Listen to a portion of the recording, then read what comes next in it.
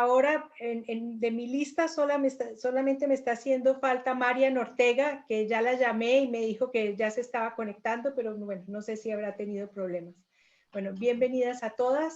En este Cineforum vamos a hablar de Esplendor en la Hierba, que es espléndida, y Graciela Wine, nuestra vicepresidenta, va a coordinar y va a moderar el debate. Gracias, Graciela. Y Marité, tan ocupada con todas estas cosas, me ha cedido la oportunidad, gracias a todas, de que podamos conversar entre todas sobre Esplendor en la Hierba. Como cada vez que empezamos un cineforum, vamos a hablar un poquitito de esta película. Yo preparé un pequeño PowerPoint de recordatorio, por lo menos es más divertido de presentar.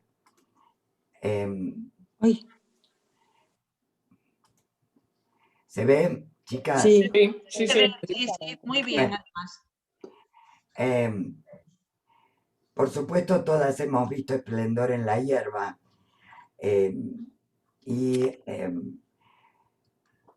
Está escrita por William Inge y como los tres actores principales, Natalie Wood, Pat Hingle y Warren Beatty. Vamos a empezar hablando un pelín de Elia Kazan, que es el director. Elia Kazan tiene una historia medio peculiar. Elia Kazan nació de casualidad en Estambul.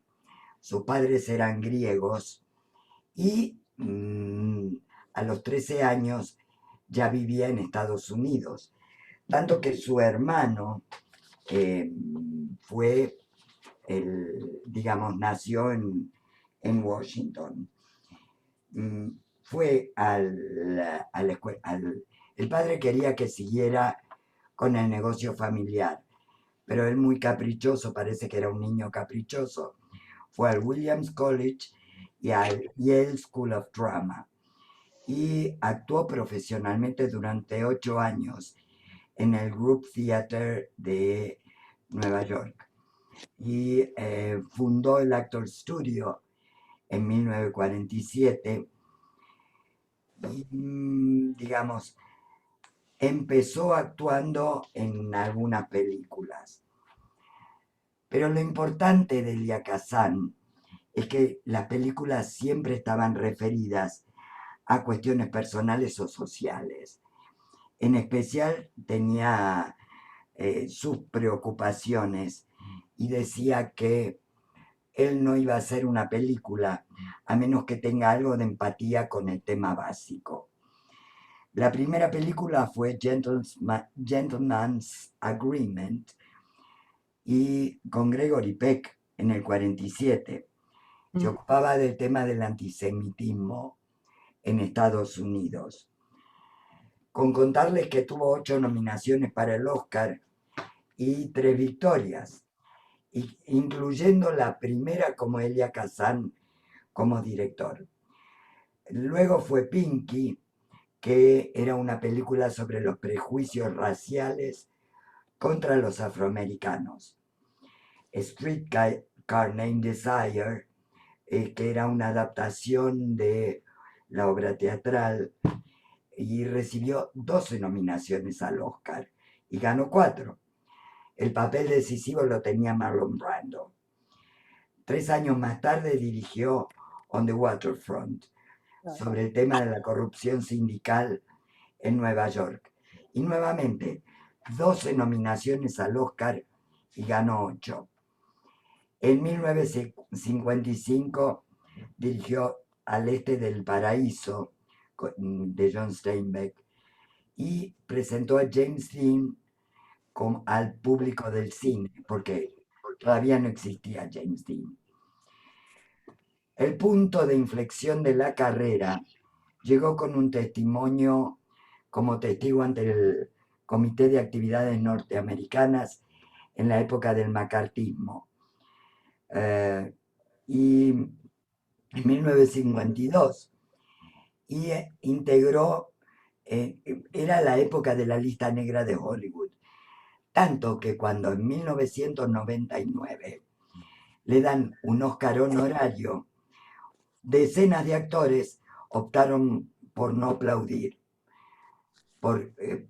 justamente por haber declarado en ese momento.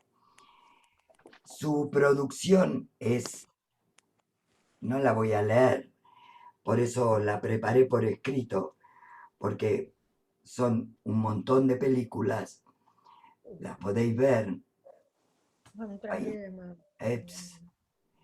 y termina en el 76 con El último magnate. Stanley Kubrick decía: Por Dios. Es el mejor director que tenemos en Estados Unidos, capaz de hacer milagros con los actores que utiliza. Dice que incluso si sus logros están manchados por la controversia política, la deuda que Hollywood y los actores de todo el mundo le deben es enorme. En 2010, Martin Scorsese codirigió una película documental que se llama A Letter to Elia, como un tributo a Elia Kazan. La realidad de todas estas historias es que trabajó muchísimo con grandes escritores. O sea, se me perdieron los grandes escritores. Momentito. Williams, Hinch, y iba adaptando, iba pidiendo que los guiones los hicieran estos grandes escritores. Si, volviendo a uno de ellos, vamos a hablar un poquito de William Lynch. William Lynch recibió por esta película el Oscar al mejor guión original. William Lynch era un personaje ciertamente raro, nació en 1903 y murió en el 73. Era alcohólico, estuvo en Alcohólicos Anónimos, tuvo terribles depresiones durante su vida y escribía muchas veces durante las depresiones. Esplendor en la hierba es un guión que se crea en uno de esos momentos de depresión, recordando partes de su propia historia. Fíjense que se suicidó en el 73. O sea, de allí que muchos de los argumentos de la película estén con cierta relación tanto con el psicoanálisis. Habéis visto que menciona a Freud, toma el tema de la depresión y distintos temas muy relacionados con justamente con la depresión.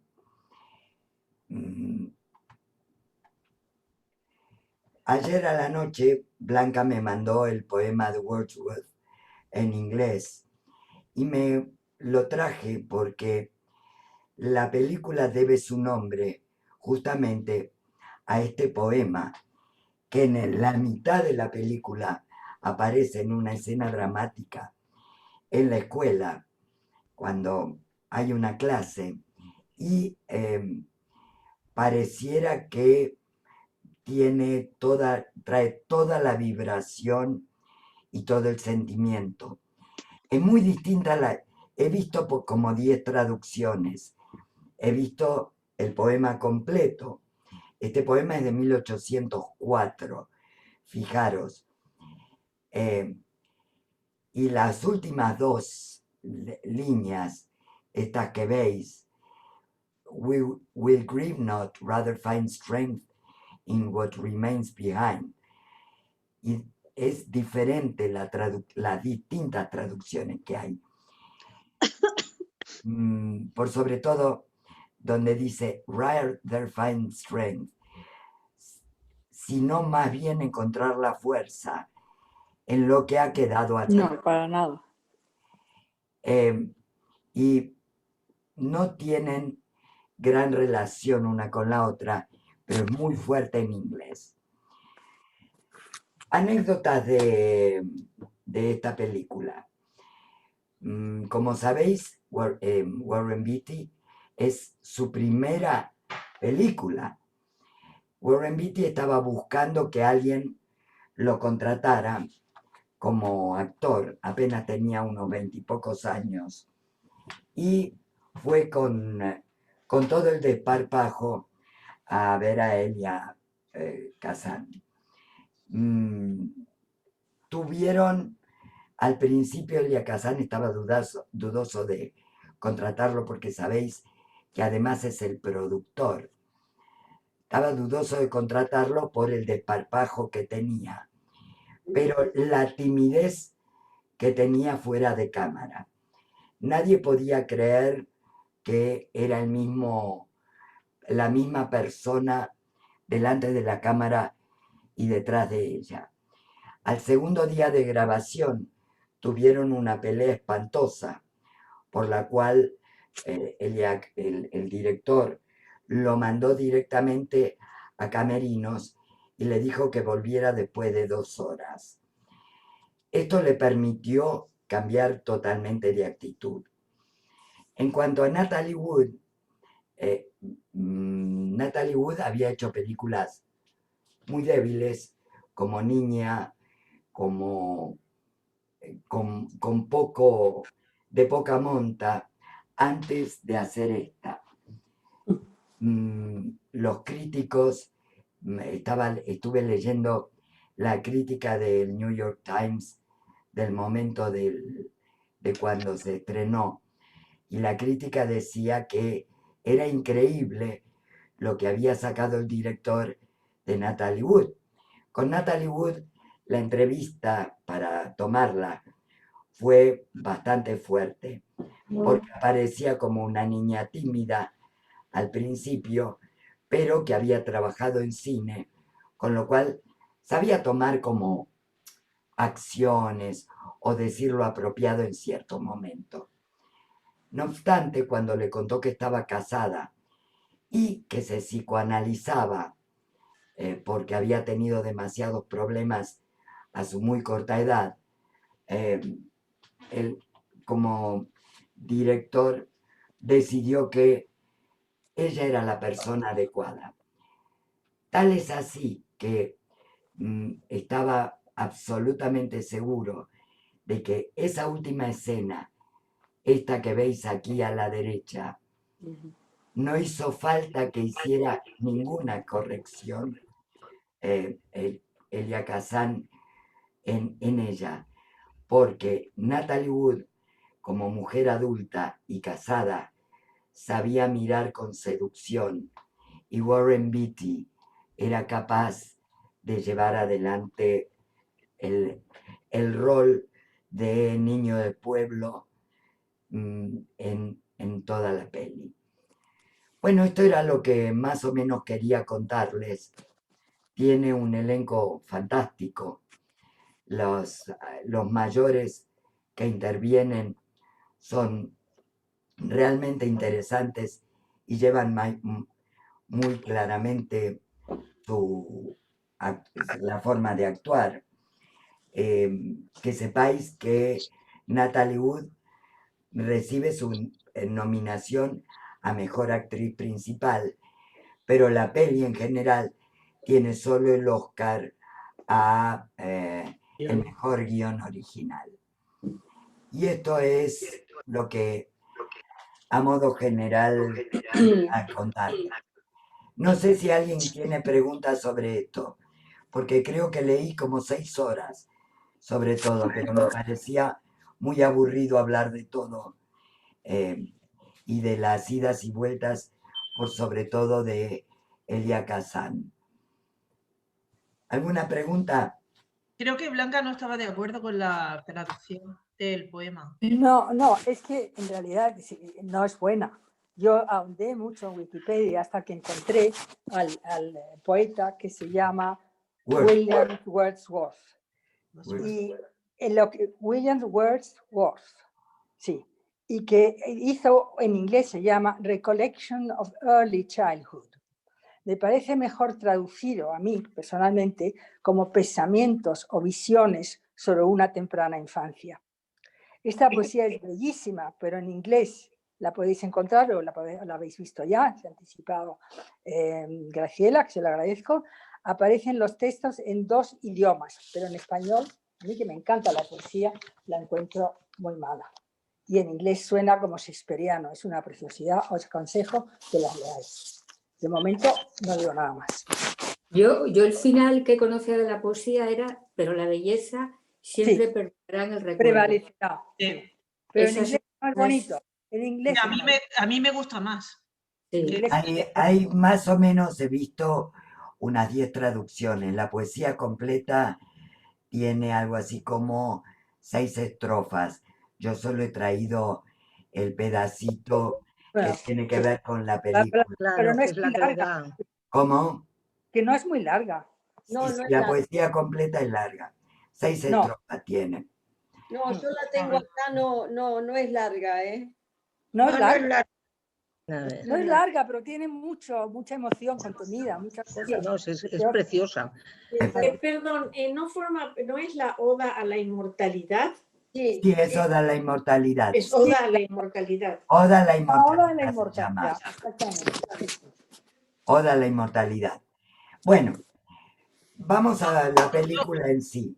Yo quería decirte, Graciela, a ver, que no tiene nada que ver con la película, pero que me ha encantado cómo has utilizado los recursos nuevos que tenemos. Han quedado fenomenales para la presentación. Quedan muy ¿Verdad? bonitos, El sí. PowerPoint, sí. Sí, Ha quedado fantástico. Mucho, Sí, sí. mucho. mucho. Es que queda genial el logotipo de Amun, todo así. Sí, sí. Queda muy profesional.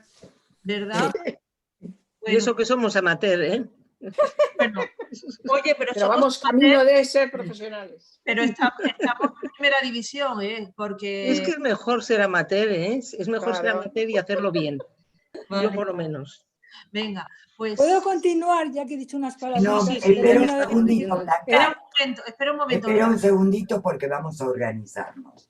Eso. Como queremos, o sea, vamos a tomar distintos temas dentro de la película, no tomar una cosa global. La primera cosa que quiero saber es si os ha gustado.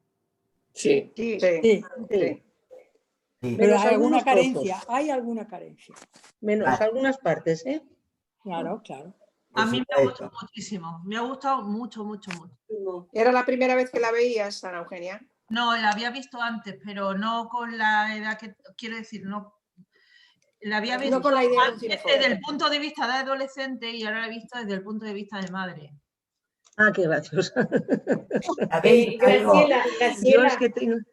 Sí, Sí, no, porque como hay varias que han dicho, hubo dos, Blanca y Maísa, que dijeron que algunas partes no les gustaron, sería bueno que La dijeran entonces contara. qué es lo que Que nos lo les gusta. desarrollaran, ¿no? Que lo desarrollaran. Claro. Sí. eso es ¿A lo mí? que quiero saber. Bueno, ¿Blanca o yo? Empecemos por No. Blanca, que Blanca. nos había pedido la palabra. Exacto. Bueno, yo creo que, por ejemplo, Elia Kazan no logra, tiene una carencia ahí de conectar la sexualidad con la crisis económica, que para mí es una cosa accidental. Eso es una cosa que yo he encontrado. Luego he encontrado exagerada la parte en que ella se quiere suicidar y todo eso para mí es un poco melodramático eso, ¿no? No sé, ahora lo veo así.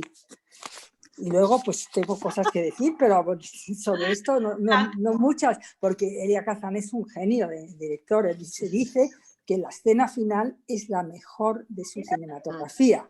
Que Es una maravillosa. maravilla. Es una escena llena de tensiones, de palabras profundas, de miradas, es algo increíble la tensión que crea, ¿no? Sí. Y ahí luego viene lo de la poesía, que es precioso, pero ya no se va a repetir eso. Yo ahí me paro. ¿Qué más quieres preguntar? Maísa, No, lo mío era más bien de tono o de forma. Solamente en el baile y la hermana. Me parecían eso ya un poco exagerados. El resto es que es maravillosa y tengo un recuerdo de esa película, vamos, impresionante. Pero esas dos partes es que me chirriaban un poco. Es verdad, tienes razón. Yo pensé de la hermana, digo, quieren poner la descocada, ¿no? Y la descocada significa ser como una piltrafa humana, parecía, porque ahí tirada, con unos señores, con otros. No era una mujer dueña de su sexualidad, no era empoderada, era una... Pobrecita, estaba dejada de la mano de Dios. Por eso, y pero sus padres no le hacían caso, al macho. Pero es muy confuso quizá la idea esa de que o eres una mujer honrada cuya virginidad está guardada, o el otro extremo es que eres pues una mujer que está media loca y que es una piltrafa. En realidad no existía el término de mujer empoderada que realmente es dueña de su sexualidad, ¿no? Momentito, y Garbiñe, ¿qué quieres decir? Sí, a ver, yo creo que las cosas todas están exageradas para el momento en que vivimos hoy. Para el tipo de cine que se veía y se hacía en aquel momento, yo no creo que es exagerado.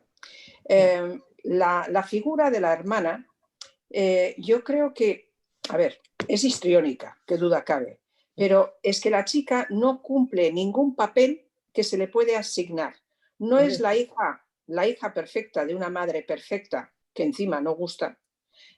No es la hija de un padre que tiene unas aspiraciones solamente para su hijo. Entonces ella se marcha intentando buscar su camino, pero no es el camino que quieren sus padres para ella, con lo cual tiene que volver. Y en la casa está totalmente despreciada y además pues muy cuestionado cualquier cosa que ella haga. Entonces creo que la venganza de ella es ese comportamiento histriónico de loca, de querer. O sea, yo siempre iba a decir un taco. Hay muchas maneras de joder a un padre y esa es una. Claro, por supuesto. Yo, después de Cristina, quiero decir algo yo también. Nina, espera un segundo, por favor. Nina, tú querías decir algo. Yo. ¿Te refieres a mí? A mí. Cristina, sí.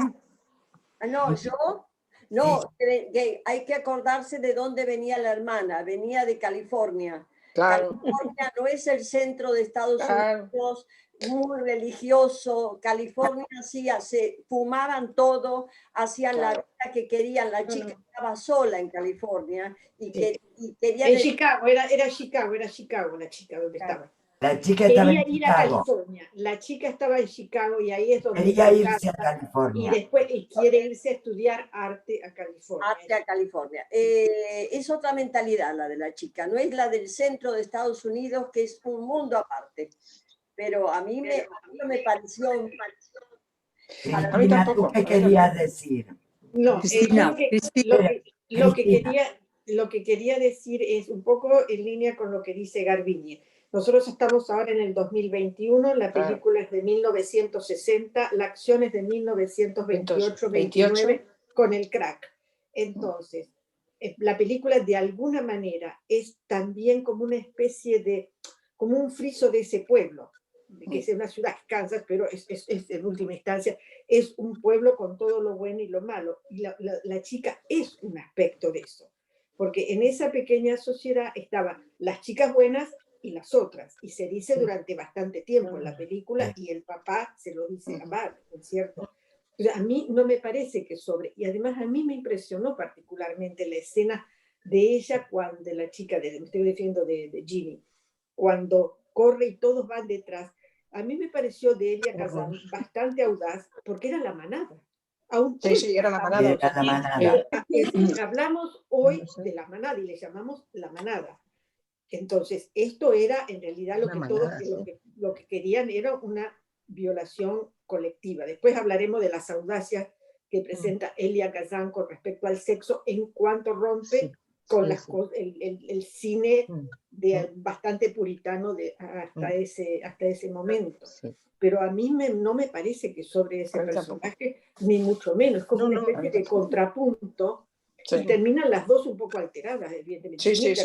Termina medio loca y el personaje de Dini termina en un psiquiátrico. Claro. ¿Por qué? Porque la represión es muy fuerte. Pero de eso me imagino que Graciela nos va a querer hablar, que hablemos después. Perdón, quería decir una cosa. Yo creo que lo que pretenden es o sea, mostrar cómo la presión que había, la presión sexual, la presión social, era tan grande que la mujer podía desquiciarse para un lado o para otro.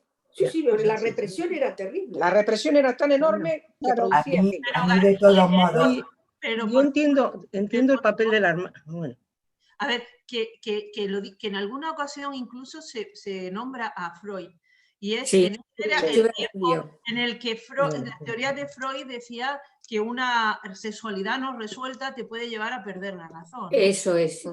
Yo creo que tiene importancia eso. Esto se llama histeria. Para la una y para la otra.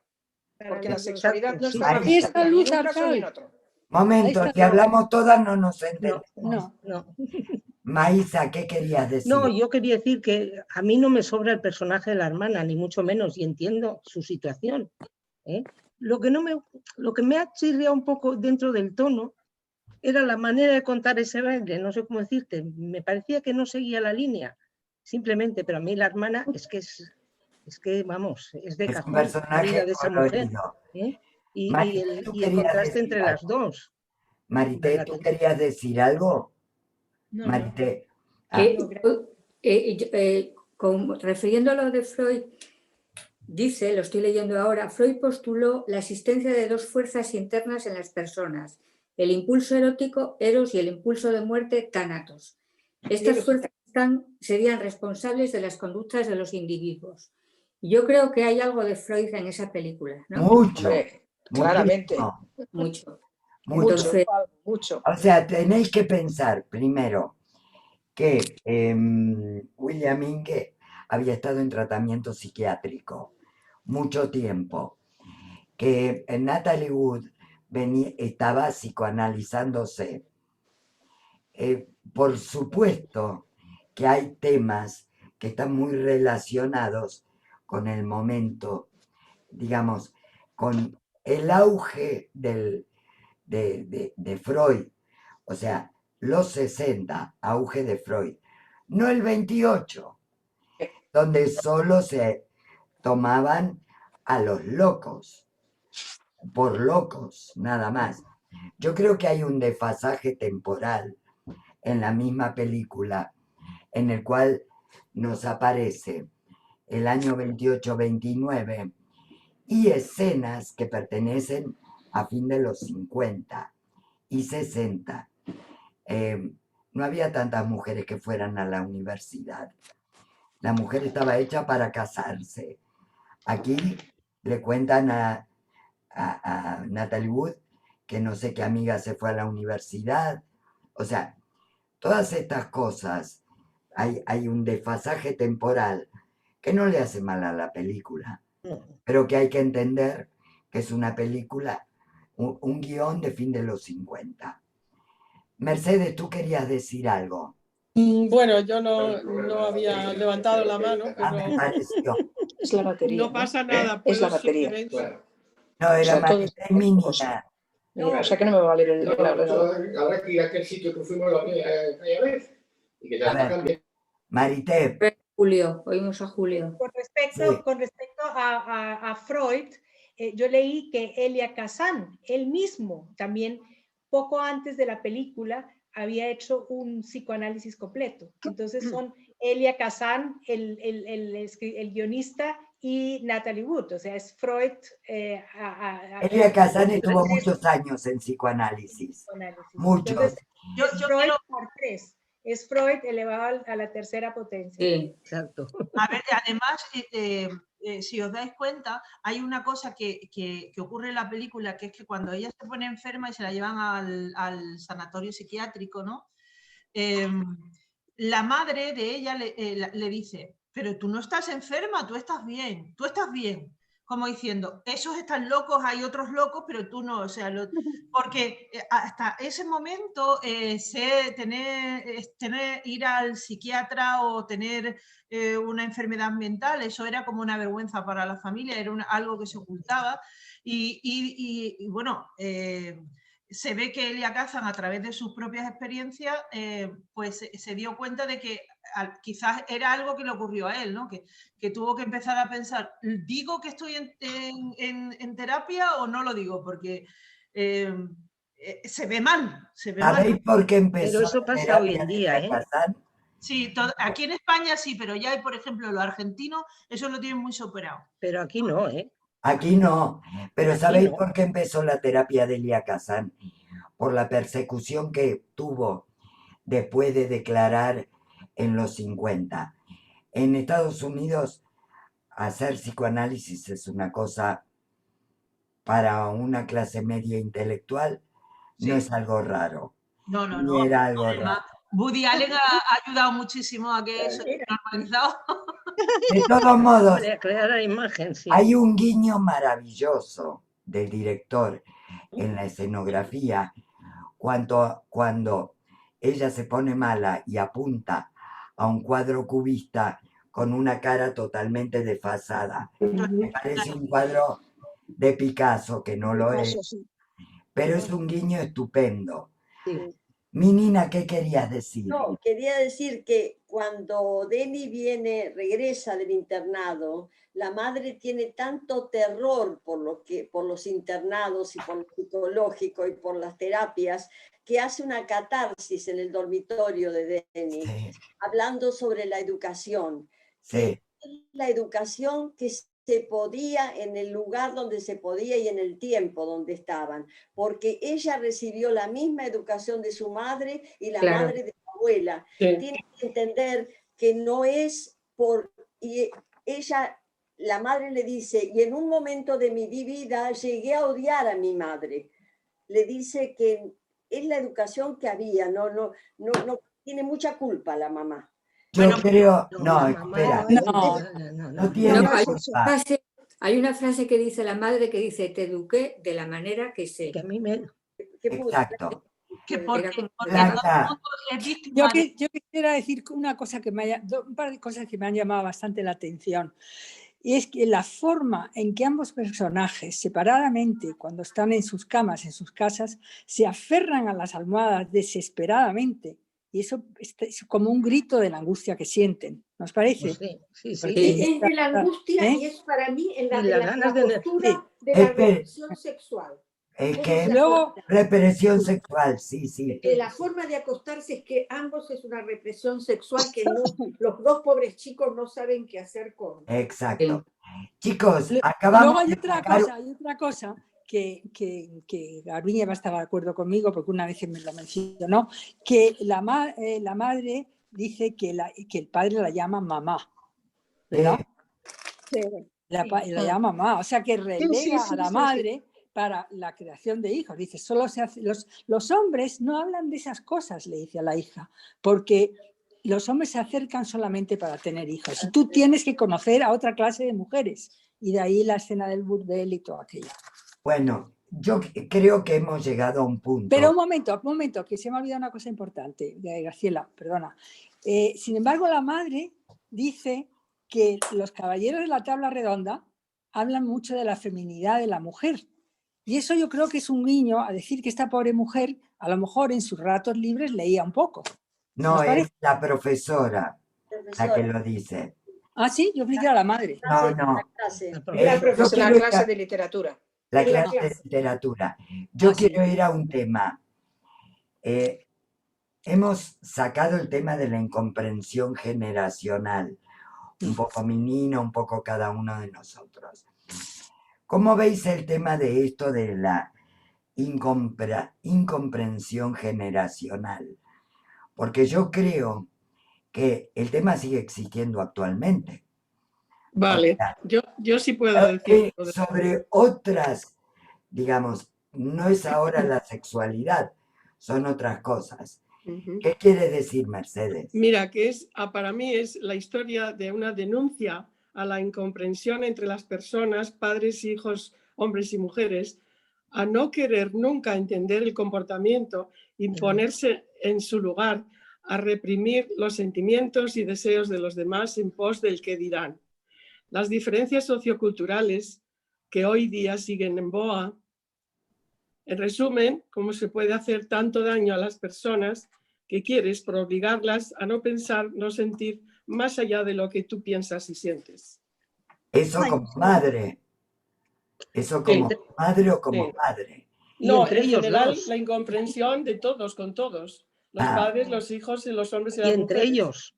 Pero Claro, la pregunta era el bache generacional. el bache Esa era generacional, la pregunta. claro. Yo quiero decir una cosa, que el bache generacional es algo que nos hemos permitido relativamente hace poco, quiero decir, el siglo pasado y porque es un momento en el que las personas de repente vieron que se podía hacer algo distinto de lo que habían hecho nuestros padres. Y el choque está en esa posibilidad, porque anteriormente los hijos hacían exactamente lo que decían los padres y luego eran los guardeses de esos mismos valores.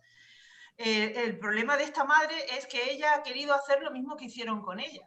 Ella se siente guardesa de esos valores. De esos valores. Sí, Lo que sí, pasa sí, es que ha llegado un momento en la sociedad en que de repente, porque las mujeres, algunas iban a la universidad, porque había alguna que se descocaba, porque los hombres empezaban a, lo que fuese, ¿no?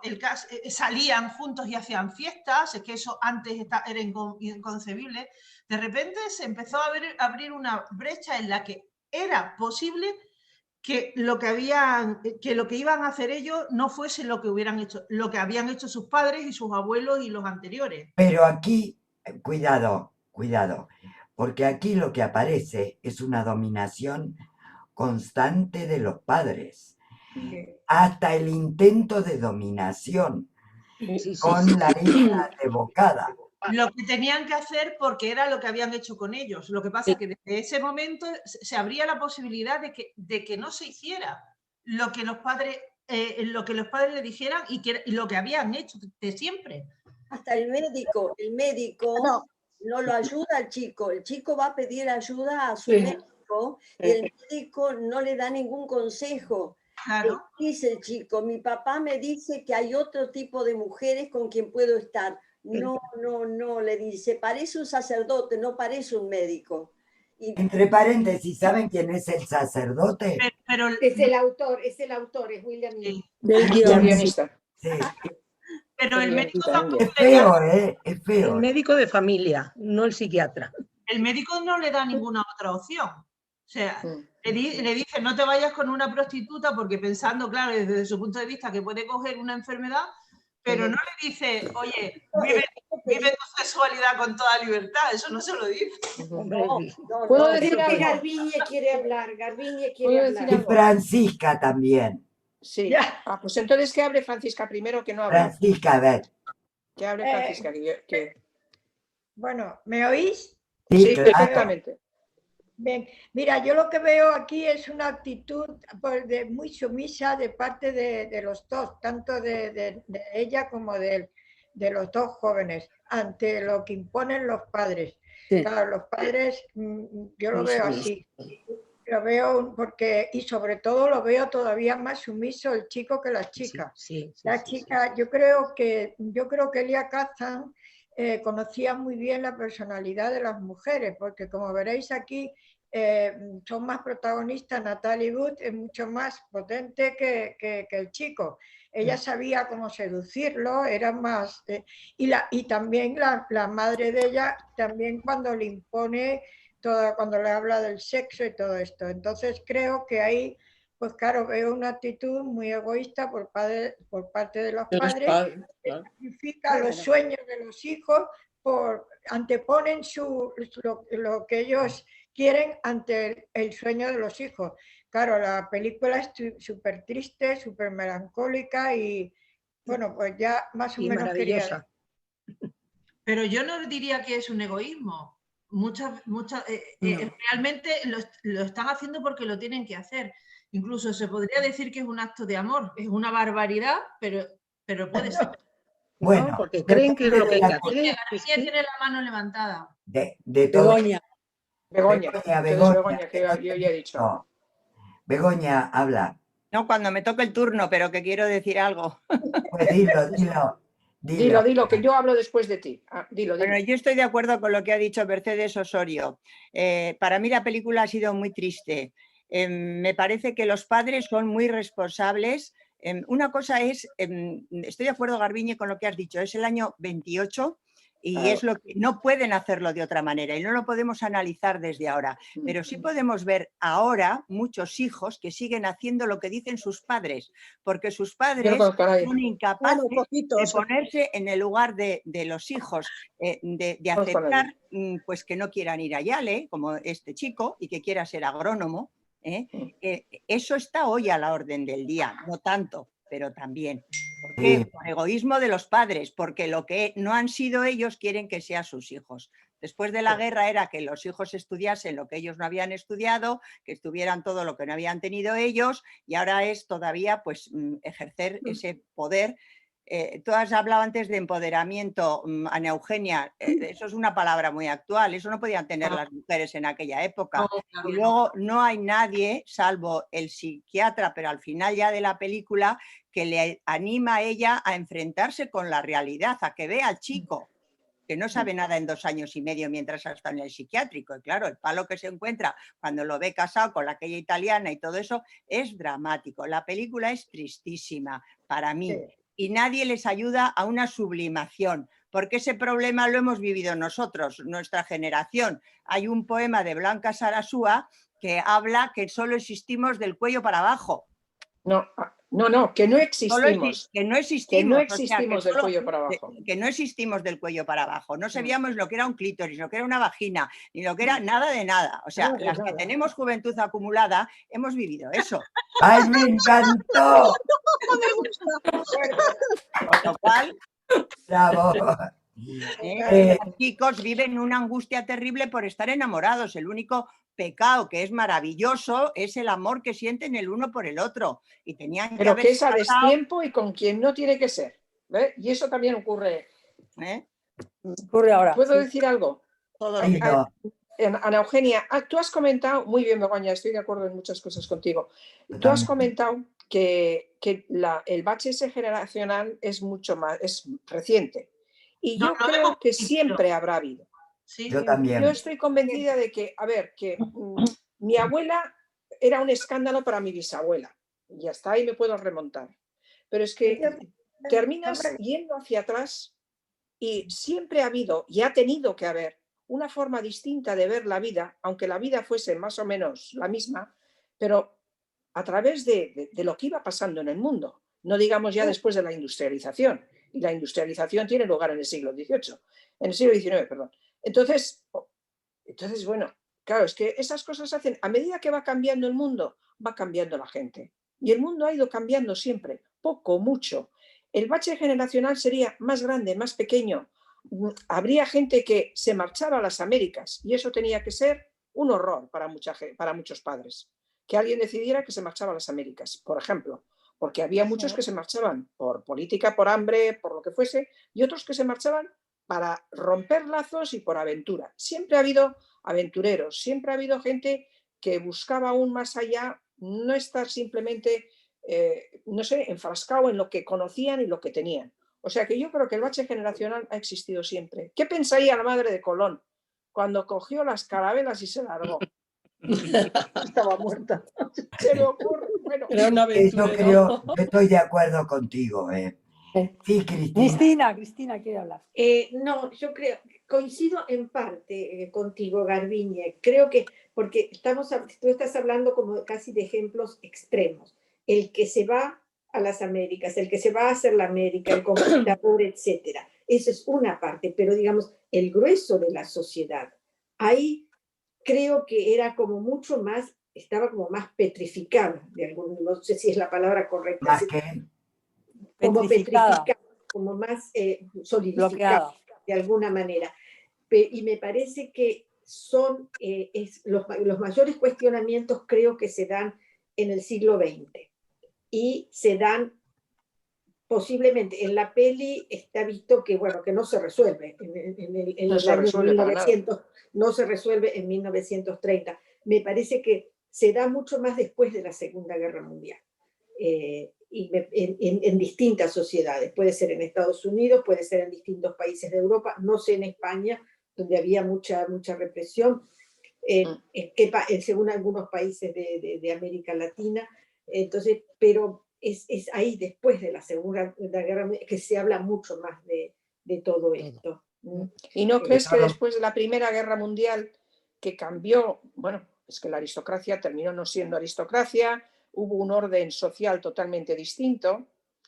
¿No crees que ahí también tuvo que haber mucha diferencia entre una generación y otra? No, porque no, y además a ver, espera, Rosa quiere decir algo. Fue muy corto el periodo, digamos, desde 1918 y la Segunda Guerra empieza 20 años después. Rosa. Es como muy cortito el periodo. Me parece que el gran golpe es después de la Segunda Guerra. Rosa, ¿qué quieres decir? No, bueno, quería decir que lo de la Primera Guerra Mundial, que fue como un espejismo, y lo de la Segunda Guerra Mundial, pues muchas veces también, porque claro, fue como los hombres tenían que ir a la guerra y faltaba mano de obra en talleres, en fábricas y en todo, las mujeres les sustituyeron. Correcto. Pero una vez los hombres volvieron de la guerra, a las mujeres pretendieron otra vez llevarlas a casa, dejarlas sin empleo y otra vez volver al mismo papel. Lo que pasa que, claro, ellas ya habían saboreado un poco las mieles de la independencia y a lo mejor a sus hijas ya las educaron de otra manera, pero aquello entre la Primera y la Segunda Guerra Mundial no. Quizás el único sitio en el que, a pesar de todos los males, los que lograron un poco la igualdad de la mujer fue el comunismo.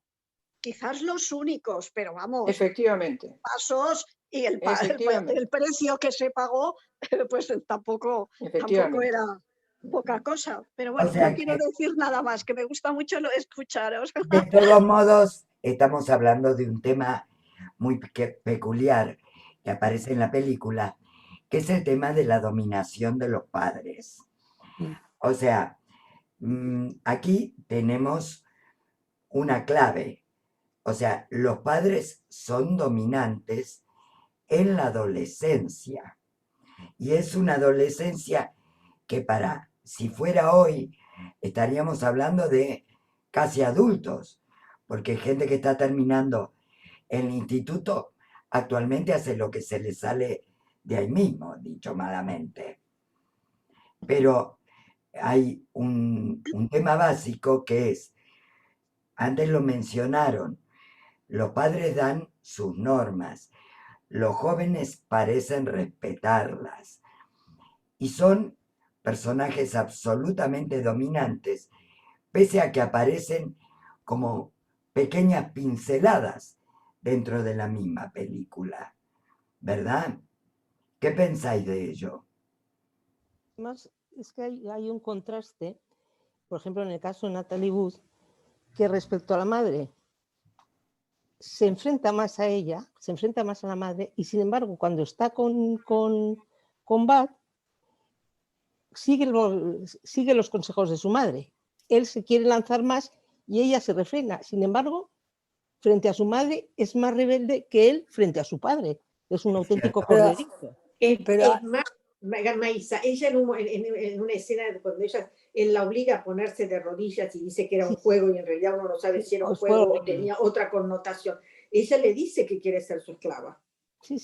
Pero ella, ¿puedo decir algo? Hay dos premoniciones en la película, hay unas cosas que se ven venir, acontecimientos, porque ella le dice a él que está loco por él y que haría lo que fuera, pero sin embargo dice, es que me puedo volver loca si tengo que esperar tanto tiempo.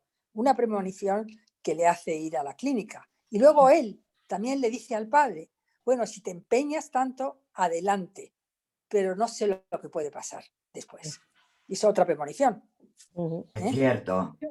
Sí, los dos. Rosa, sí, dime, Rosa. Yo lo que veo que estos chicos, bueno, aparte les imponen un modelo que ellos no pueden seguir, porque a no ser a base de mucha destrucción íntima, ¿no? Sí. Pero luego también los padres no les ofrecen nada, no son un espejo en el que se puedan mirar.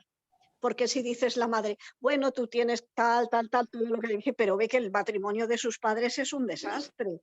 porque realmente no son felices. Esa El padre, es que una quizás sería apreciación. el más Perdón. comprensivo, le obligan a callarse.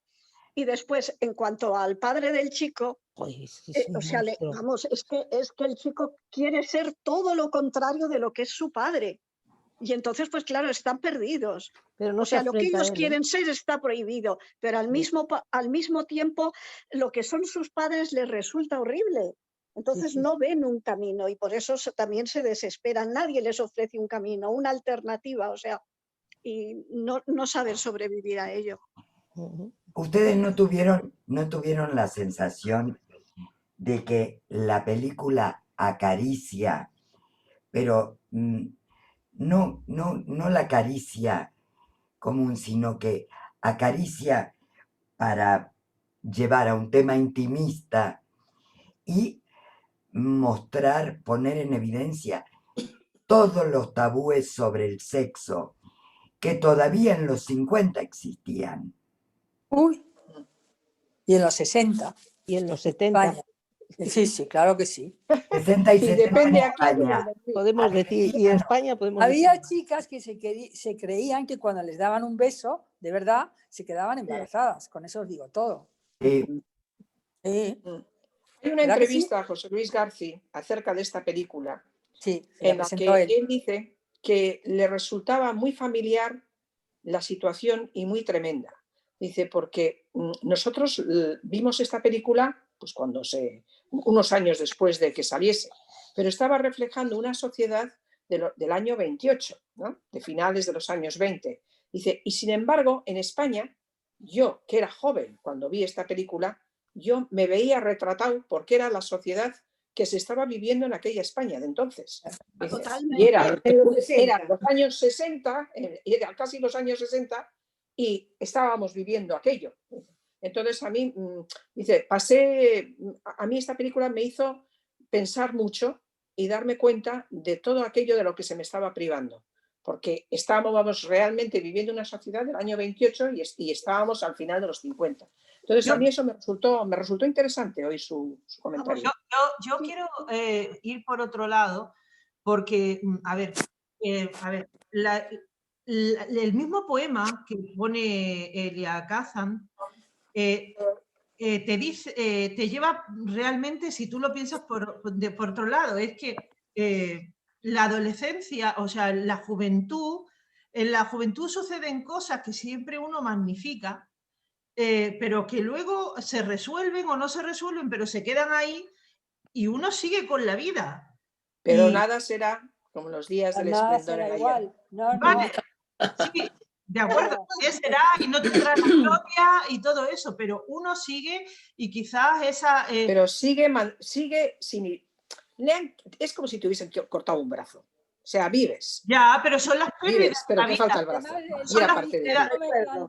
Quiero decir que son las pérdidas que suceden a lo largo de la vida y en la juventud siempre suceden. Yo recuerdo cuando estaba en el instituto, un chico quiso salir conmigo y salí con él un fin de semana. A mi padre no le gustaba su familia y yo al final no seguí con aquella historia, ¿no? Porque claro, había que hacer caso de mi padre. Fíjate, que no te estoy hablando del Pleistoceno medio. Ana, pero no te gusta. Tú acabas de decir. Y no, pero lo que te quiero decir es que eso es una cosa que ocurrió en la vida que a mí nunca se me va a olvidar y todo eso, y que sí, que yo sufrí, pero sufrí como un joven. Quiero decir que luego uno se va a la universidad, conoce una italiana guapísima y la deja embarazada de 2 niños en un plis. Claro, pero eso es ahora. Esto ocurre en la película.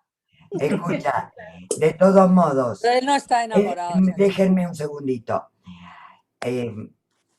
Luego vamos a llegar a la frase final. Ya no pienso en la felicidad. Marité, ¿quieres hablar? Marité.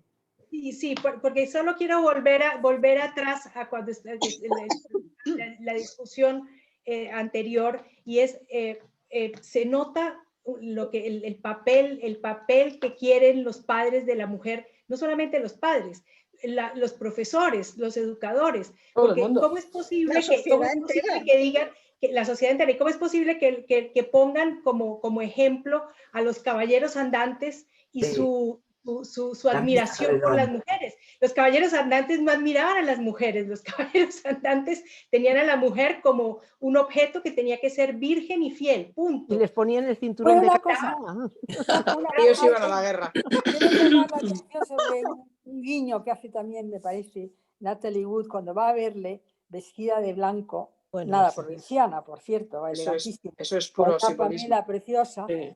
blanco. Yo creo que es un guiño que ella hace para que él piense que sigue siendo virgen, ¿no? Algo así, Sí. ¿no? Sí, Que va ahí de hay blanco, muchas alusiones a la virginidad, el agua ¿verdad? que purifica, el Sí. blanco que indica la virginidad. Sí. Claro, claro. ¿Qué otras alusiones a la virginidad? Porque esta película habla de sexo. Sí. Reprimido. Ellos nunca ¿Cómo? consuman, nunca. De sexo reprimido. Sexo reprimido. Y así comienza la película. La primera escena ya es una escena de represión total. Sí. ¿Qué más? A mí me gustó lo que le dice al final el psiquiatra a ella, y le dice: Qué bonita. cuando nos enfrentamos a nuestros miedos, se desvanecen. Eso está muy bien. Y fue cuando fue a visitarlo y tal. Bueno, me parece que eso fue una terapia muy buena. Debió de ser muy terapéutico para ella.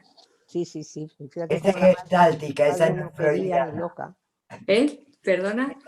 Eso es gestáltico, no freudiano. Sí, sí. Sí, Pero- sí, No, fundamento.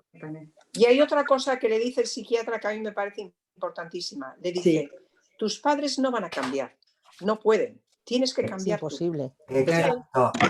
Tienes que cambiar Que los tiene que tomar como personas, como no seres como humanos, padre no y como madre. padres. Como Efectivamente. personas, no Eso como es padres. válido actualmente, pero total. Claro, Sí, para los Nadie padres y podemos para los cambiar a hijos. nadie, A ni mí a eso los me pareció padres, muy ni al importante. Ni a marido, los ni a hijos. nadie. Tenemos que aceptar a la gente como es. Lo que Ni tenemos a los que cambiar amigos, ni a... nosotros. Claro. Marité, ¿qué quieres decir? Otras alusiones a la virginidad. Cuando ella ya está enloquecida, le grita desde la cama a la hermana, a la madre: no me ha mancillado, no me ha mancillado. Ese era el Ay, sí, sí, problema. sí, sí, Por sí, eso sí. está loca, porque no la mancilló. No, Claro. Exacto. no, yo creo La que está verdad, loca porque... la Está verdad loca porque se siente Warren Beatty abandonada. estaba buenísimo. Esto- a mí me parece maravilloso que estemos haciendo un análisis de esta película en 2021 y que la película sea o sea, es del año 61. Pero acordaros de Doris Day, con los vestiditos, caminando como la chica tonta, la mujer tonta en sus películas. Y esta película aborda una serie de temas muy fuertes. Sí, sí, sí. O sí. sea, trae otro tema más, que es, antes hablábamos de la hermana, el tema de enfrentar la ciudad, la urbe y el desarrollo frente a los pueblos. Cuando la que va a ser la mujer de Warren Beatty le dice: ¿y cómo es Kansas? Y él le contesta: Kansas es una ciudad, es acogedora, todos saben cómo te llamas, pero a la vez, fíjense los personajes de Kansas, el padre habla con la boca llena de comida. Sí, que da... Mientras la hermana se viste de los gloriosos años 20, el padre es un sujeto que habla espantoso con la boca esa, o sea... El padre es un nuevo rico, le ha salido petróleo en el jardín. Claro, en la mitad del salón también va a ser un pozo. Claro. Y no guarda la distancia entre personas, la distancia vital. Siempre se aproxima mucho y habla a la cámara como si te estuviera hablando así. Y es de estas cosas, de estas personas que hacen eso y que te desagradan. Sí, sí, es prepotente. Y un Hombre, personaje... él cree que el dinero lo compra todo. Claro, claro. Y por eso se tira por la ventana, claro. En el momento que se le va el negocio a Freire Espárragos, no tiene sentido su existencia y se tira. Claro, claro. Pero el enfrentamiento entre la ciudad y digamos, Kansas debía ser un pueblo en los 20. Claro. Debía ser un pueblo. Si vieses cómo es ahora, que es poco más que un pueblo. Es un Además, poco más, es un poco bastante más que un pueblo. Sí, hay Kansas City, Kansas y Kansas City, Missouri. Claro. Se divide la ciudad. Parte está en Missouri y parte está en Kansas. Sí. Pero todo esto, creo yo, Estados Unidos es un país como muy desparramado, donde las grandes, no es un país hay varias grandes urbes, que New York, que Chicago, que LA, que Los Ángeles, que San Francisco, pero en el medio hay muchísimas ciudades medias, y esto no es tanto, acá creo que se presenta el contraste. No me parece que sea el contraste entre ciudad y pueblo. Es donde Tiene lo urbano y lo me parece lo rural. Que él lo que quiere es, Elia Kazan describe ese pueblo. Es eso. Claro, pero lo urbano aparece con tintes en la actitud de la hermana. La hermana, sí. La hermana trae lo urbano. Sí, sí. Esto puede ser. Eso es lo que yo te digo. Claro, y No cuando el cuesta padre más va que a la ciudad. se Todo despendola, pasa en Kansas. que también es gran ciudad, se despendola. El esplendor de fuera, que es muy o sea, ese esplendor es el que yo creo que produce el contraste, ¿no? Con estas personas, yo diría, una clase media venida a rica, trabajadores, todos juntos. Graciela, el actor que hizo del papá del chico es el que gana el Oscar. No, No, El no, guionista. El guionista. El guionista. Al guionista, y solo el guionista gana el Solo Oscar. el guionista, y queda nominada Natalie Wood. Yo creo, espera, en eso que estáis diciendo, yo creo que es exactamente en esas filtraciones que ocurren de las ciudades donde ya está cambiando mucho la sociedad, esas filtraciones que se producen al venir alguien de fuera, en el que la gente del pueblo siente la posibilidad de un cambio, y ahí es donde se produce esa tensión generacional. Yo no sé, a mí me parece que, sí, fíjate tú, que lo que trae Ginny de Chicago o de donde fuere, ¿no es cierto? Me parece que todos son bastante poco permeables a eso. Y la misma Natalie Wood, cuando está ella, está el personaje de Warren Beatty, está el otro, la hermana le ofrece alcohol a Natalie Wood, ella no quiere y se van. O sea, ahí todo es una cosa de una barrera se establece frente a esta influencia. Exactamente. Oye, a mí me gustaría volver a la oda a la inmortalidad. Aunque yo no sé inglés, encuentro que tiene mucha fuerza en la película, la clase de la profesora. Porque, bueno, pues aunque nada puede devolver la hora del esplendor sobre la hierba, ¿no? De la gloria en las flores, no os apenéis, porque siempre perdurará la belleza del Eso lo dice él, eso se lo dice él a ella. No. Eso se lo dice él a ella. Profesora. La profesora, y ella lo repite. La profesora. Ella lo tiene que leer en clase, sí. Ella lo tiene que leer en clase. Pero yo creo que ella no lo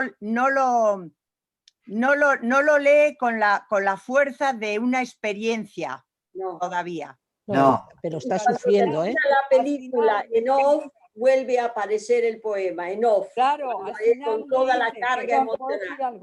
Yo quiero decir algo del poema. Yo también. Bueno, bueno pues. No, digo que el final es ella la que le pregunta a él, ¿eres feliz? Dice, no sé, ni me lo planteo. Y es cuando, Lo intento. y es cuando refleja las palabras de Esplendor en la hierba, porque siempre permanecerá el recuerdo de la belleza. Es lo que dice. Pero eso dice a sus amigas, no le dice a él. No, no, No. él se lo dice a ella. En la No, película. él dice que lo No. intenta. Cuando ella le pregunta, ¿eres feliz? Él dice, lo intento. Claro, No, Exacto, sí. No pienso en ello. La vida cambia, da muchas vueltas. Dice. Y hay que y nada, pero la belleza subsiste en el recuerdo. Esas son palabras literales porque las copié. No, pero Blanca, perdona, perdona, Blanca, la escena final es cuando ella está en el coche y En el la coche voz con de las ella amigas. en off, la voz de ella en off da la parte final del poema. Exacto. En la voz de ella no. Sí. No, claro. Él no dice en ningún momento, ni lo conoció el poema él. No, pero hay una pregunta que es ella a él y él a ella. Y ahí lo que aparece, la respuesta es que ya no piensan en la felicidad. O sea, pero ¿quién pensaba en la felicidad en esos tiempos? Tú hacías lo que tenías que hacer. Claro, a esa altura. Eso que invento es felicidad. Lo que hay que hacer Pero la felicidad es trabajar, tener hijos y sacarlos para adelante, pero esa cosa que nosotros nos hemos creado de que podemos ser felices así con esa letra, que luego te trae muchos problemas, eso. Porque luego cuando no se consigue esa cosa idealizada, que pues vienen un montón de frustraciones. Eso de ser feliz, ¿qué? ¿No? Y bueno, yo no quería decir una cosa antes, pero no pude, es ¿qué creéis vosotras? Que con la importancia que tiene el poema en la película, porque es que es de un peso importantísimo, tanto en los momentos en que se lee como luego su significado. ¿Algunas sabéis o pensáis qué fue antes, el poema? O sea, sabemos ¿qué fue antes? ¿Que Kazan, que el guionista conociera el poema? ¿O el poema lo encontraron cuando ya tenían idea de la película? No. Vamos a ver, cuando el guionista le propone a Elia Kazan la película, sí. Elia Kazan no está muy convencido, pero él le dice, es una historia real. Es una historia real. Entonces, yo creo que luego ya superponen el poema, porque el poema le va perfectamente.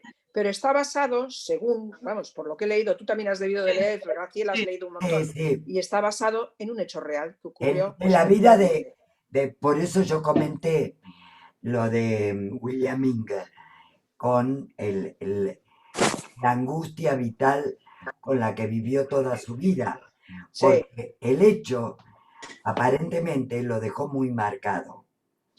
Además, él era gay y nunca salió del armario. Efectivamente. Exacto.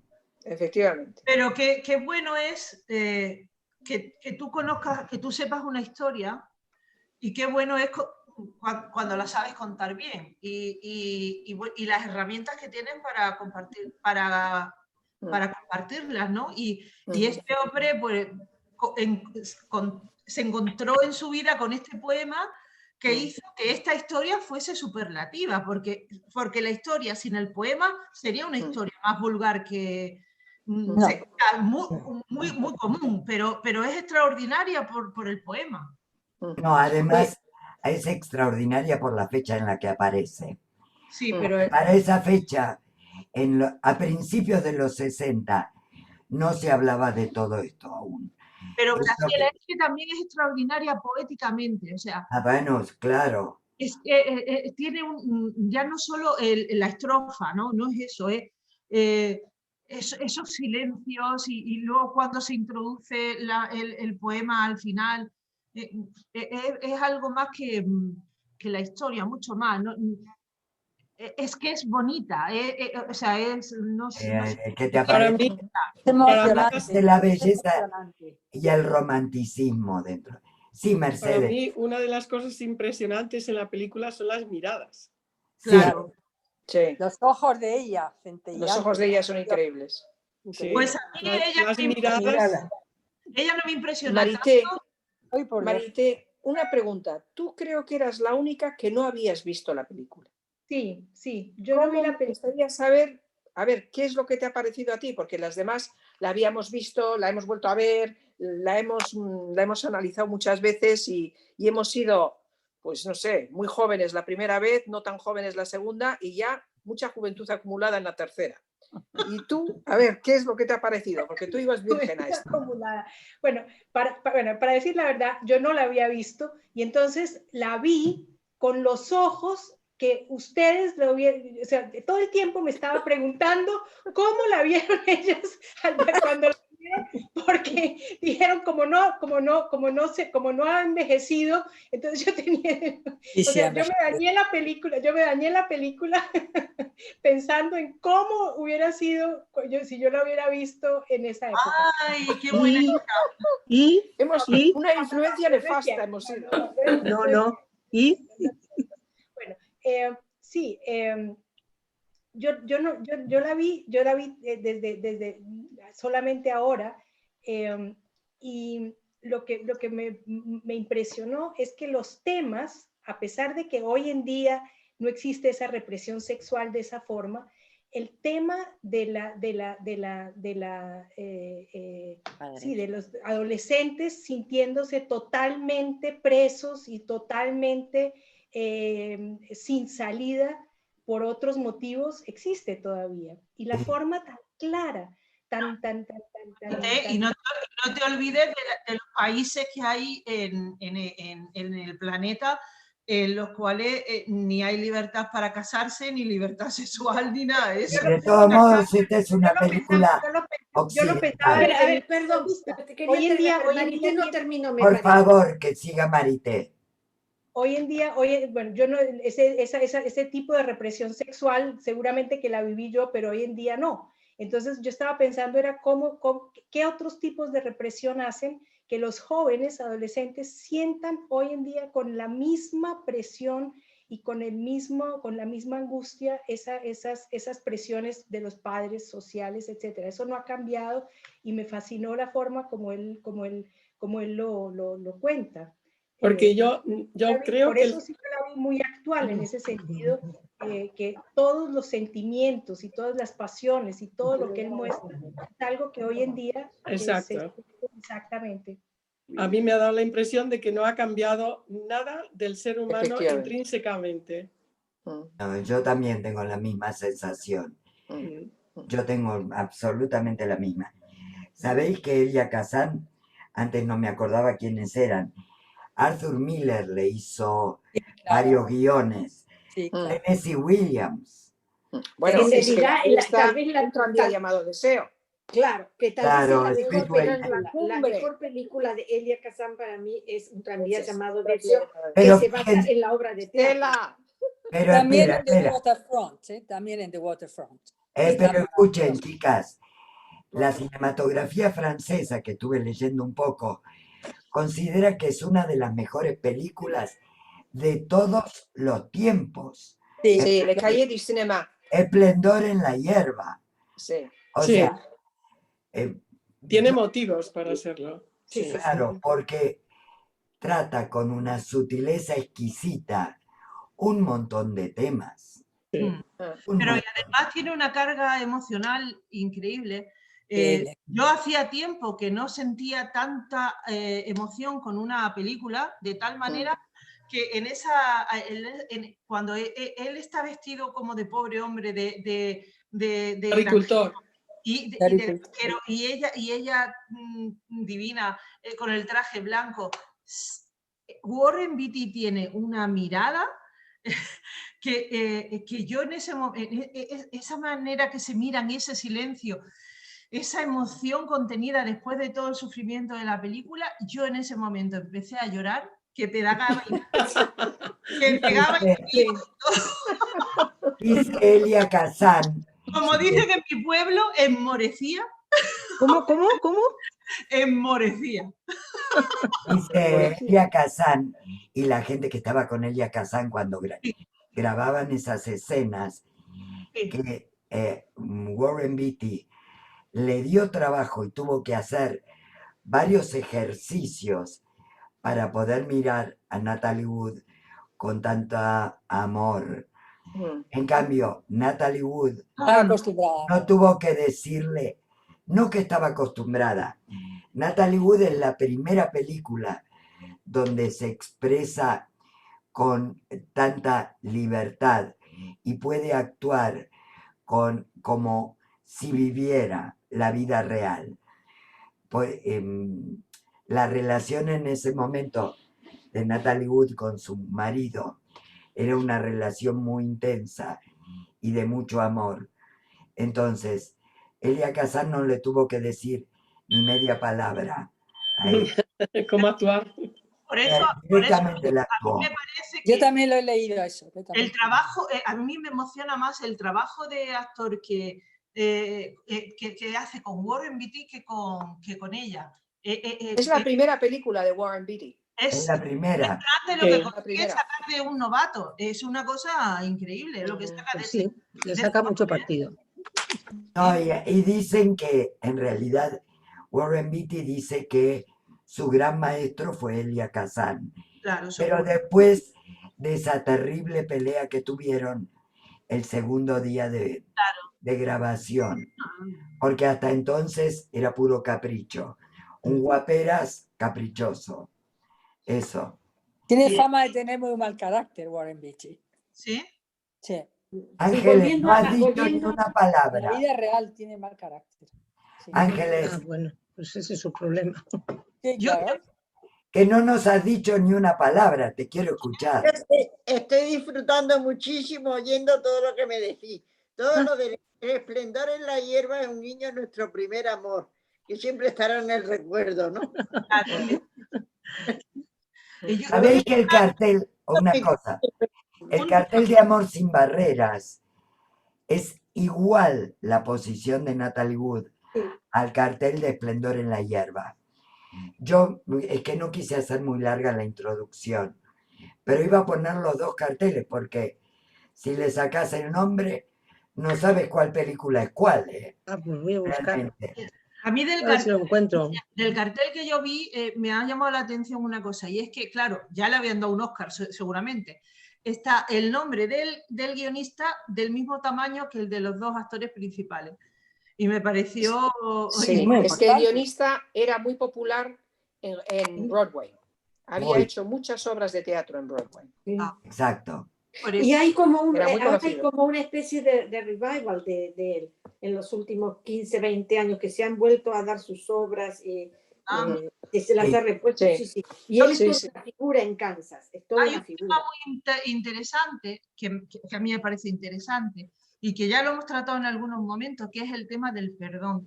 Y es que en el momento en que ella viene, la chica viene del sanatorio y su madre tiene una conversación con ella, le cuenta que ella solo ha querido el bien para ella y que no ha sabido hacerlo mejor, ¿no? Y la madre dice que a ver si la va a perdonar, y la hija se levanta y la abraza, y es tan curativo eso. Sí, es que es verdad. Eso es muy curativo y realmente me parece también una de las partes más importantes de la película, el tema del perdón y del cómo había crecido ella también en el sanatorio psiquiátrico, cómo había trabajado el tema de los rencores, todas esas cosas que te hacen que te desestabilices. Tienes que cambiar tú, tus padres no pueden cambiar. Eso es fantástico. Claro. De todos modos... ¿Cómo ponerse en el lugar de una madre y decir, no, si no te culpo, si es que tú tampoco tenías otra opción de hacerlo de otra manera, si es como a los padres le enseñan a los hijos que luego tienen que enseñarle a sus propios hijos, y así para que todo funcione estupendamente en un equilibrio, aunque aunque la gente... La vamos a dejar a Marité hablar. Marité. Ana estaba hablando de la felicidad y yo no concuerdo con lo que tú decías, o sea, no sé si lo estabas diciendo cínicamente, ¿qué es? ¿Por qué tengo que ser feliz? Pero indudablemente, sí, el poema en realidad es un poema romántico, ¿no? Entonces, no, yo no tengo que ser feliz, es suficiente con el recuerdo, ¿no?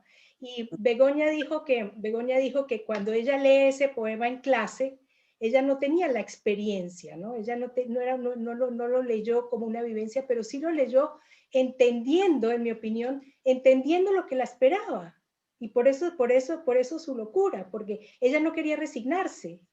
Ese poema implica resignación y ella no quiere resignarse. Yo sí yo quiero ser feliz. Entonces, en este caso, Marité, ¿te gustó la película?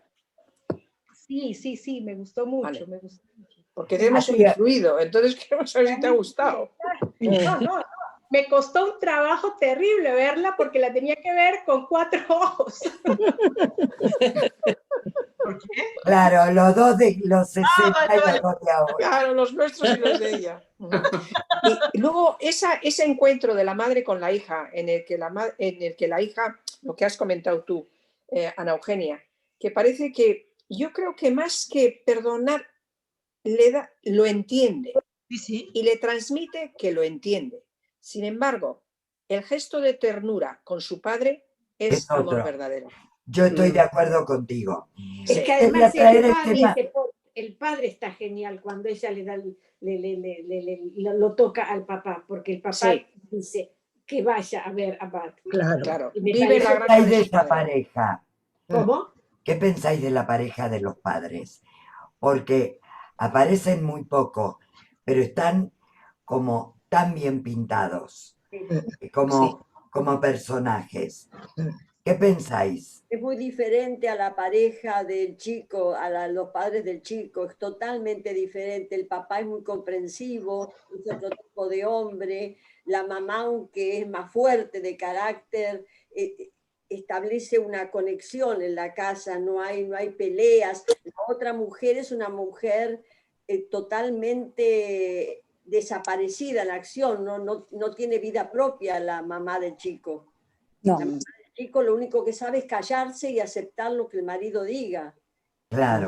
Son dos parejas diferentes, totalmente diferentes. Pero una está basada en el dinero y la otra en el amor. Exacto. No, tampoco en el amor, Mercedes. Momento que no se escucha.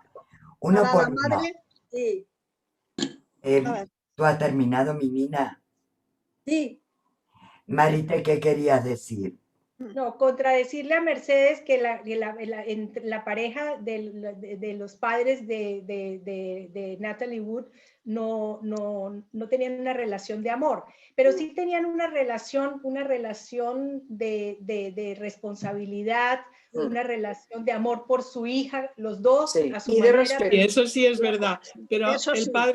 el padre es muy tierno, lo que pasa es que no lo manifiesta demasiado porque la madre no le da mucha opción, pero el padre siempre está queriendo que la hija sea feliz y que haga lo que pueda.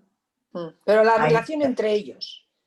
No, yo creo que es la misma que ocurre cuando la mujer toma las riendas y el marido se limita a decir que sí. Y bueno, pero a mí me gustaba mucho el padre.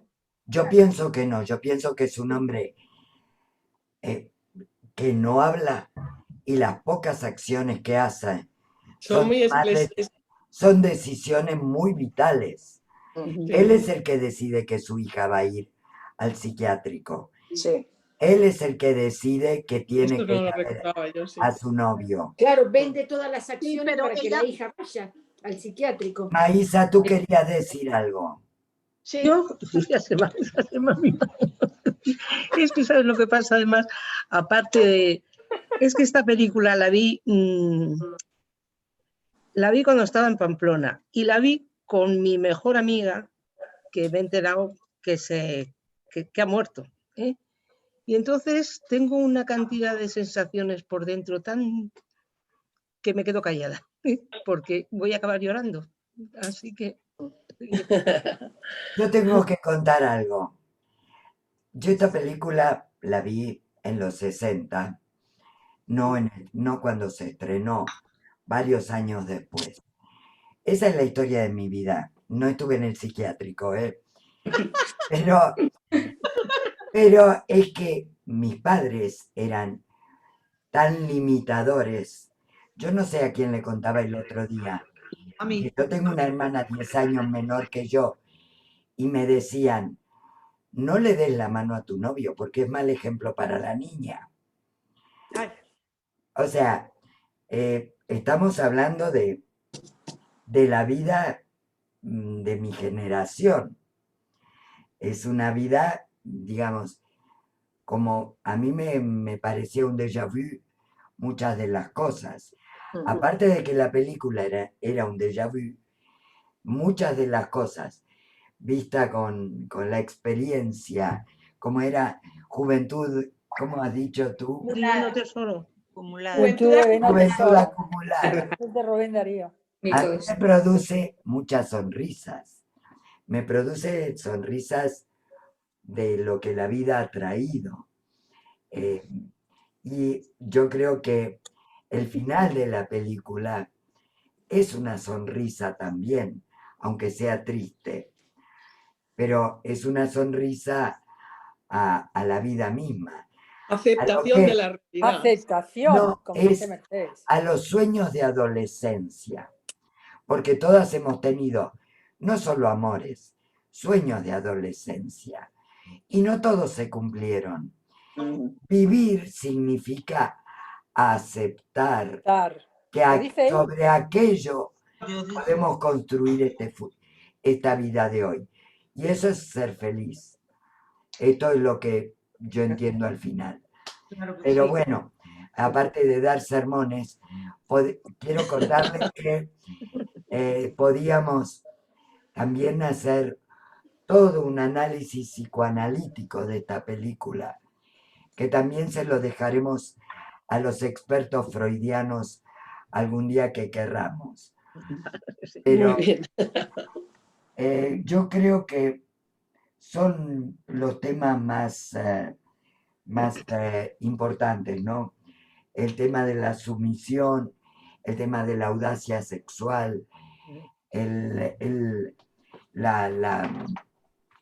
la América provinciana versus la América de Chicago, el tema de la dominación de los padres, qué significa acariciar, porque esa película está llena de caricias verbales y reales. O sea, son algunas escenas son maravillosas. Muchas. Hasta esto de que un padre llame a su mujer mamá. ¿Qué quieren mamá? Eso lo hacen aquí mucha gente. No, pero yo lo he escuchado tanto. En España mucha gente. Sí, aquí lo hace mucha gente, sí. Yo lo he escuchado. Yo lo he hecho muchos años con mi marido, hasta que mi psicólogo me dijo que si yo a mi marido le llamaba papá, me estaba quedando sin marido.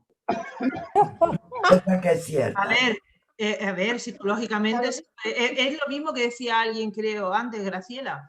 Tú le dices a tu mujer mamá y la desposee de todo lo sexual que tenga. Pero la madre estaba despedida, porque hasta la madre lo explica. Le dice, eso solo se siente y se lo vas a permitir a tu marido cuando quieras tener un hijo. Claro. O sea, la mujer estaba desposeída de sexualidad. Claro. La sexualidad en esa película... Las mujeres honradas. Sí, claro. Pero la sexualidad pertenece porque había de otro tipo también.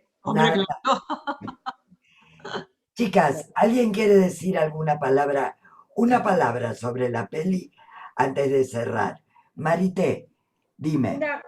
una palabra sobre Warren Beatty. Todas estuvieron en el seminario pasado sobre Alejandro. ¿No les pareció que Warren Beatty es idéntico a Alejandro? La belleza, la S de la belleza, ¿le has visto? La S de la belleza, los labios, la expresión de los ojos. Es espectacular. Es igualito Qué guapo que es. mi sobrino Juan, que además está en esa edad. No Y me cuando lo veías sufrir y sobre todo cuando lo veía en esas escenas de contención sexual y yo decía, pobrecito. Pobre, tan joven. Bueno, una cosa que yo os quería preguntar, porque claro, hemos magnificado esto, todo el sufrimiento y todo, pero quizás con toda la razón. ¿Alguna de ustedes no ha sobrevivido a un amor de juventud? No. Yo creo que todas. Claro, todas. ¿Hemos sobrevivido a un amor de juventud? Todas. Mi amor de juventud hace 5 años me pidió casarse conmigo. ¿No tenías 5 años? Hace 5 años. Ah. Y le dije que no. Y le dije que no. Graciela, si no funcionó una vez, ¿por qué va a funcionar dos? Que no. Hombre, dale una Porque no chance. tienes la misma edad. En Sudamérica, dale una chance. Distinto. Chicas, para cerrar, Vale, ha sido estupendo. una palabra, Me ha encantado Francisca. veros. No, es que estaba ¿Una palabra pensando qué? Una palabra. Vamos a ver, el tema de la religión no aparece para nada en la película, ¿no? No. ¿Qué religión profesaban a los padres de Sí ambos? aparece la política. ¿Es demócrata? Sí. La pregunta de la madre, ¿es demócrata? ¿Sabes qué es lo que pasa? Religión, por lo menos en España, con esto de la virginidad, nos han hecho la puñeta. Porque los hombres... Elia Kazan era ortodoxo griego. Claro. Total, porque a los hombres les ha convenido, porque ellos querían virgen, pero nosotras no teníamos que aguantar. Pero las que custodiaban la virginidad eran las mujeres, ¿eh? Mira la madre. No. Oye, yo tengo un hermano que dejó que dejó a su novia porque la hizo el 3er grado y le sacó que la había besado otro y la dejó plantada porque la había besado un novio que tuvo. Oye, ¿tu hermano se casó con otra? Se casó después con otra, a ella la ¿Qué tal? dejó. Fue feliz. Con la que es ahora, para Sí. un matrimonio es muy difícil, pero vamos, normalito. Difícil, pero Bueno, normalito. pero eso es un amor de juventud, con los errores de juventud. A ver, que es que él tenía sus propios valores que le habían enseñado. A ver, volvemos a lo que les pedí. Una palabra o una frase sobre la peli. Dolores. Una palabra sobre la peli. Te eduqué de la manera que sé. Que le Una dice la palabra. madre a su hija. Mercedes. A mí me parece que es... No puedo encontrar una palabra porque a lo mejor me contradigo, pero a mí me ha parecido tierna, dura, suave, de todo un poco, y me ha gustado mucho en general. Pero está pidiendo una palabra. Ángeles. A mí me ha gustado mucho, me ha parecido precioso el principio y el final, y en medio todos los problemas que se plantean y todo lo que hemos hablado. Pero el principio me ha encantado cuando están enamorados y son felices, y el final con el poema. Y luego me pregunto, ¿habrían sido felices si se hubieran vuelto a encontrar? No lo sé, porque la vida nos sacude de una forma o de otra. Creo que las están pidiendo una. Mi Nina, a ver. Me gustó. Mi Nina. Mi Nina, bueno, vimos una película que habla del amor, del desamor y sobre todo de la resignación, pero para mí fue apasionante. No habla de la hipocresía. No.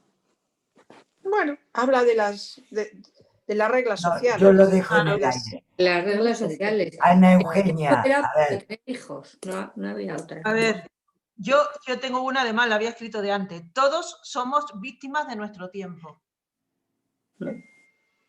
Vale. Vale, y yo tengo una. Espera. Que me dio la pista el psiquiatra. Si quieres ser feliz, cambia tú. No esperes que cambien los demás. Claro. Maísa. Maísa, es que tengo un adjetivo, melancólica. Es melancólica, muy melancólica. Y espera, Graciela, que no me sale, gitanjáfora. Gitanjáfora, es gitanjáfora. ¿Qué es eso? ¿Qué es eso? Una palabra que aprendimos con Maísa hace 2 días. ¿Pero qué me dices? ¿Cómo se llama eso? ¿Qué es eso? Eso es para pasapalabra. Gitanjáfora. Gitanjáfora. Es cierto. Es que luego la poesía, ya cuando me mandaste la poesía que da nombre a todo esto, es que es genial. Sí. Gitanjáfora es inventar la palabra o inventar un algo que tenga un sentido dentro de un contexto. Más o menos es eso. Y es Gitanjáfora, esa película dentro del contexto de la filmografía de esa época. Es cierto. Marité. Yo ya dije que Warren Beatty era igualito a Alejandro. Ah, tienes razón. Mercedes. No, pero Pues, no, con respecto, podría... Ya lo dijo. Sí, ya lo has dicho. Madame Casa, Begoña. Pues yo me quedo con la poesía. La tengo, me trae el recuerdo de mi amiga que murió hace 25 años. No había oído yo este poema nunca y me ayudó a superar su muerte. Melancolía, como ha dicho Maísa, con la muerte de su amiga, pero ayuda a superar. Y la película, fantástica. Pero los padres, un desastre. No puedes decir a una hija que te educas como te han educado a ti. No puedes quedarte ahí. Aparte que los hijos educan a los padres muchísimo. Tienes que dejarte enseñar por ellos. Es fundamental. Si no, no hay diálogo, no hay manera de avanzar. Los hijos educan a los padres. Eso, perdona, Begoña, hoy en día hay muchos padres que aún no lo han aprendido y yo lo he aprendido hace 10 minutos, ¿eh? por mi estabilidad mental. Blanquita. Pues a mí me parece que hay pasiones sin límite y un contenido de emociones también ilimitado. Garbiñe ya lo ha dicho. Francisca. Bueno, a mí me ha parecido de una intensidad emocional enorme, una interpretación prodigiosa, pero desde luego me quedo con la última escena, las miradas de ella. Es increíble esa escena. A Warren Beatty, y luego también me impresionó cuando aparece la mujer de él embarazada con la puerta abierta que sale y ya ella ve que claro, que ya él pertenece a otra vida, que ya tiene sus planes, que va a ser padre, todo eso, con todas esas miradas creo que más no se puede decir. ¿Sabéis que, perdona un segundo, en esa escena cuando sale esa mujer a mí me llamó muchísimo la atención que tenía la ropa sucia? Sí, es verdad. A mí también me llama la atención. Y no hemos hablado de imagen. Rosa. No, bueno, pues solo 2 palabras para decir que creo yo que en cualquier época y en cualquier momento de la historia los adolescentes tienen que ser siempre unos supervivientes, unos sobrevivientes. Que siempre se tienen que enfrentar a la vida pues con mucha lucha y con mucho arrojo y con mucha valentía. Y el que tiene la suerte de un padre que le comprenda o que le apoye un poco, pues fenomenal, pero desgraciadamente la mayoría de las veces no es así. Cristina. Creo que es una de las películas que al ver, cada vez que la veo, me produce una sensación mayor de profunda tristeza. Lloré al final y me quedé durante muchos minutos con esa escena final, por más que el mensaje puede ser que los recuerdos, el esplendor en la hierba, etc., sin embargo, me deja todo un pozo de gran tristeza, de vidas que podrían haber sido diferentes, de frustraciones, y lloré. Esto es una película que me hizo llorar mucho, la última vez sobre todo que la vi. Bueno, chicas, Yo creo Muy que bien, muchas gracias. Muy buena sesión. Muy buena, muy buena. Muy buena elección de película, todo bien, todo bueno. Sí, A ha ver qué sido muy hacemos para la buena. próxima, Me ha Garbiñe. encantado volverla a ver, ¿eh? Mira que he sufrido. Pero Yo la tengo grabada. muy bien elegida la película. Pues ya Muy sabes. bonito. Muchísimas gracias a todas por participar. de la epidemia. A vosotros por organizarlo. Gracias.